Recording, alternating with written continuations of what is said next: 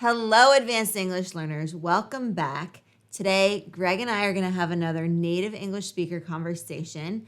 And the point of these episodes and lessons is to give you an opportunity to practice your listening comprehension, to work on pronunciation and connected speech by listening to what we say and trying to replicate it, and then to acquire some new vocabulary, and also to get a sense of what's going on in the world, because we're going to try to come up with topics that are pretty much relevant to current events and American lifestyle and culture and pop culture. And so we hope that you enjoy this lesson, and we're going to have a fun time having conversation, aren't we, going to? Yes, Greg? we are. Okay. Definitely. Amazing. So this week's topic is all about remote work. Remote work. All Yes. right. Yeah, that's All definitely right. been a hot topic over the last couple of years. All right, so let's get right into it. All right, so Greg, something interesting came out of the Netherlands recently. Yeah, there was an interesting piece of legislation that was proposed. I'm not sure if it passed or not, but it definitely caught my eye. Yes, mine Because the premise of it was that remote work, Yes. the ability to work from home or at the very least away from the office, too. Yeah, was going to become effectively a constitutional right. right. Meaning citizens have the right, if they were to choose to, take the government up on this offer, so to speak, to be able to do it. It's Yeah, their that's right. So a constitutional right basically means by law you are permitted, you are allowed to do a certain type of thing. Yeah. For example, in the U.S., we have a constitutional right to free speech, Yes. which means we can say what we want to say. What's on our minds without being afraid of what other people might think of that Exactly. statement or comment. Exactly. So in the Netherlands, they passed this constitutional right, or at least it's being proposed, Yeah. to allow people to work from home. So it just means that your boss basically can't tell you you have to come to the office. Right. So this was something because originally, the first foray into remote work was really with a 9-to-5 job was really the pandemic, when people were asked to stay home, cities and towns and countries were on lockdown, and we were working from home fully, right? That's where this idea of remote work came. And many of you viewers and listeners might have experienced this with your own jobs, doing your job from home at a remote location. So you might have been traveling after the pandemic, or you might have just been at home working remotely. Yeah, I mean, a lot of offices shut down, right? So where else are you going to work? Yeah. And so everyone was forced to adapt to working from home. It was funny because for us, we were sort of used to working from home Yeah. for many years already. Yeah. So it wasn't much of a change. No. But for a lot of society, it was a huge change, right? Yes. Everyone was used to that commute to the office, meeting all their colleagues at the office, having that sort of discrete workspace away from home to do your work. Right. Having these clear-cut boundaries. Exactly. Work time, fun time.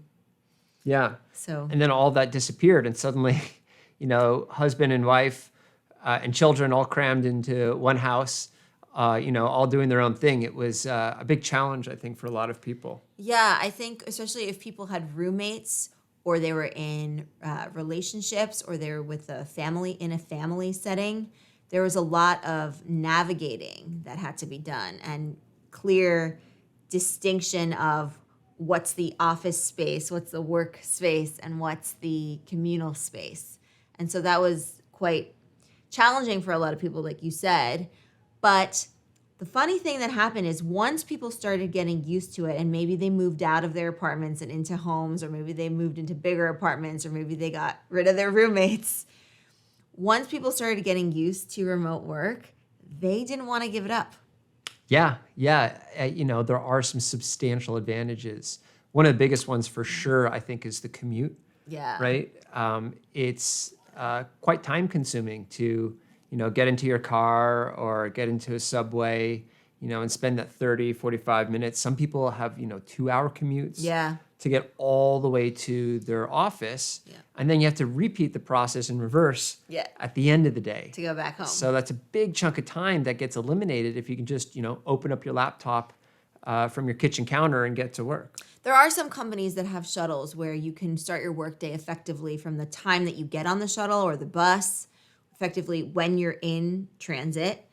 And then, you leave the office and then your workday continues while you're on your return trip back home. So in that sense, it can be productive, but it's not a perfect sort of work situation because you might be huddled over your laptop and crammed in a train, or you might, be preferring to look at the beautiful scenery if you're, have a nice commute. Yeah, I think people have found ways to make the commute efficient, but if you don't have a commute at all, even better. Right. And so that was a big advantage. Another one I think was casual dress. Yeah. Right. My understanding is that during the sort of transition to remote work, everyone got a little more casual with the way they dressed. What's the point of putting on a blazer and tie and dress, or a fancy dress for the woman, a suit. Heels, exactly, yeah. When you're just at home. And so most companies, their dress code all, became quite a bit more casual. Casual, yeah, that is interesting. I've spoken to quite a few different friends, and they've all sort of said similarly that they get so much more work done at home when they're working remotely. So maybe it's because of the commute, maybe because they're more in charge of their schedule, maybe they just have a better sense of how to use their time effectively when they have a designated space at home. And then we have a lot of friends who've also created offices for themselves in their homes and their apartments and their houses just because they like having that set up at home. Yeah, it's funny, we talked about this before when we were talking about the real estate bubble, but part of what has actually fueled the skyrocketing prices of homes, right, the very fast-paced increase in home prices is the need for these additional office spaces, right? Right? You need more rooms for that, right? Exactly. You don't necessarily want kids screaming in the background, or if your roommate's playing a movie, you don't want that sound when you're on an important, business call. It's true. Right? It's true because it's not just that you need a quiet space to work and to get your thoughts in order and be in the zone, but it's also that you might be taking calls and you might need to have a quiet background, right? Without children or pets or, family members speaking to you and making noise, which is great on the weekend, but when you're in, your 9 to 5, it can be quite challenging. So now it seems like there is a trend toward, I think it's divided. I've seen big companies trying to get the employees back into the office. And I've also seen companies do a more hybrid approach where they have a policy of remote work, but it's not insured. And so, or they have a policy where they want people in the office at least 2 to 3 times a week, but that's not insured. And so, it's a situation where it's really at your own discretion, where you can choose whether to work from home or from the office. Yeah, it's a little messy, honestly, from what I can tell, because companies aren't used to this hybrid policy. Yeah. They were slowly able to come to terms with working from home. Yeah. Of course, they were very familiar with working in the office, but this in-between state is very confusing. Yeah. Because, if they make it optional and flexible, what do they actually want? Like, what's the sort of what's the sort of the subtext? Right, exactly. Like some companies, they say, oh yeah, it's flexible, but by the way, if you come in, you'll get free breakfast. You'll get free breakfast, or nice, more importantly, lunch, you'll be more likely to be promoted, right? You'll get more attention from your managers and so forth. But at the same time, a lot of these companies are not enforcing, meaning they're not, watching you closely and seeing, oh, did you check in? Did you check out? Are you working from home? I think the bottom line is it really depends on company culture, but also, if your output is the same or even better from home, or in a setting that you feel more comfortable in. Because some people like going into the office when they're given that chance. I think it depends on the person's output, and that's different for everyone depending on It's different location. For different people. It's also different for different roles, right? Yeah, that too. Some roles really benefit from being in the same room, Yeah. particularly highly collaborative roles or Yes. roles where there's sort of competitive pressure and people enjoy being all in the same room and kind of riffing off each other. Kind of like when you go to an exercise class, you can work out by yourself, but some people do better when they're working out around others, right? Yeah. So that's a personal preference, and it can also be related to your role. So I agree. There's definitely advantages to either based on what it is you're doing and the type of person you are. Definitely. And I think it really, as you said, the role can dictate that need. If you're in a setting where you really do need to, go up to someone's desk and say, look at this project. Can you have a look at this blueprint or look at this, prototype that I built or whatever it might be where you're showing something visual and you need that immediate feedback and not the asynchronous feedback where there's a lot of back and forth emailing, scheduling a time for a Zoom call or a Google Meet and trying to come together and collaborate. That might work if you're really on top of things or if you have an open Slack or a channel of communication open constantly, but in some situations it's not always ideal. Yeah, you can definitely, if you are working remotely, you definitely get a lot more Zoom calls, a lot more emailing going on, and that can be inefficient. Yeah. At the same time, for some people, they wouldn't want someone coming by their desk and interrupting their flow state. True. That's right? true. So Yeah. it is tough, and I think companies themselves are trying to determine what is better for productivity. Is it better to have people in the office, or are they more productive at home? I mean, they've been studying this quite closely. I suspect over the next couple of years, we're going to get real data on what the conclusion is. Yeah. And hopefully, companies can take that data and then more intelligently, more strategically implement company policy that optimizes for productivity and employee happiness, employee satisfaction.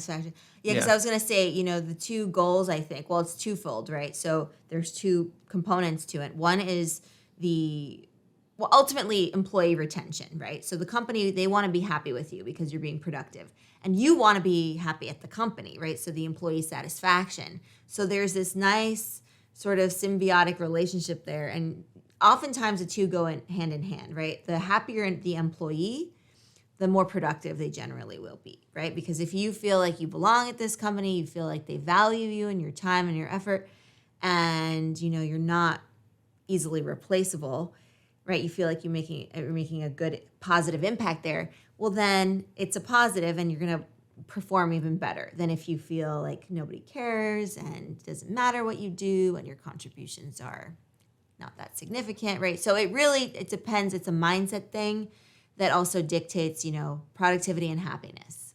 Yeah, that's right. And, one of the challenges as well that we didn't discuss as much, but you alluded to, was this sort of blending of personal and professional life when you work from home. Yes. And this relates to employee satisfaction because many employees working from home actually feel much more overworked because they don't know when to stop working, right? There's not the office clearing out. You don't have people around you going home, packing up. And you don't have a commute to worry about. And so while it's an advantage from a time perspective, on the other hand, you don't have that designated end to your workday. So you could end up working late into the night. You might miss dinner, or you might open up your laptop after dinner and start working again. And it's harder to sort of, manually designate when you're going to work and when you're not. That's true. So I think it's still up in the air for a lot of companies, for a lot of individuals.